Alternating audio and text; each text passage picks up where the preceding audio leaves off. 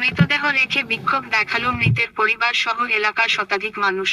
ক্ষতিপূরণের দাবিতে রাস্তায় মৃতদেহ রেখে বিক্ষোভ দেখালো মৃতের পরিবার সহ এলাকার শতাধিক মানুষ। শুক্রবার পুরুলিয়া বরাকর রাজ্য সড়কে নেতুরিয়া থানার ডিসেরুগড় নেতাজি সুভাষ সেতু অবরোধ করে মৃতদেহ রাস্তায় রেখে ক্ষতিপূরণের দাবিতে বিক্ষোভ দেখায় বিক্ষোভকারীরা। তাদের দাবি অবিলম্বে মৃতের পরিবারকে ক্ষতিপূরণ দিতে হবে। পুরুলিয়া ও পশ্চিম বর্ধমান এই দুই জেলার সংযোগস্থল ডিসেরুগড় নেতাজি সুভাষ সেতু অবরোধ হওয়ার জন্য দুপাশেই প্রচুর যানজটের সৃষ্টি হয়েছে। খবর পেয়ে ঘটনাস্থলে ছুটে আসেন কুলটি থানা এবং নিতুরিয়া থানার পুলিশ। এদিন সকাল 10:30টায় রাস্তা অবরোধ করে মৃতের পরিবারসহ এলাকাবাসী বিক্ষোভ দেখাতে থাকে।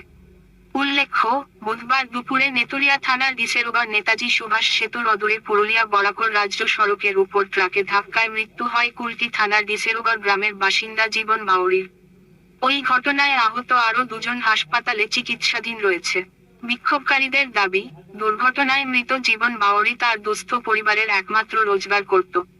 বাড়ির একমাত্র কর্মকর্তার মৃত্যুতে ভেঙে পড়েছে গোটা পরিবার। তাই মৃতের পরিবারকে ক্ষতিপূরণ দিতে হবে এ দাবিতেই পথ অবরোধ বলে বিক্ষোভকারীরা জানায়। দাদা, আজ 3 দিন থেকে অ্যাক্সিডেন্ট হয়েছে। 3 দিন হয়ে গেছে। পেশেন্টটা লাভারিসের মতন পড়ে আছে, কোনো ট্রিটমেন্ট নেই, ভালো কোনো কিছু নেই। আমাদের আইন কানুনে কি বলছে? কিছু বলছে? আমাদের তো হিতে কিছু বললো না। আমরা, ও ছোট ছোট মেয়ে আছে, ছেলে আছে, ও ঘর সংসার চালাতো, ওর কি হবে? এখন কি চাইছেন আপনি?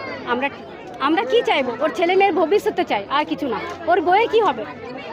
বাস ওই ভবিষ্যৎটা আমরা চাই, বাস আর কিছু চাই না। পুলিশ প্রশাসন কি বললো?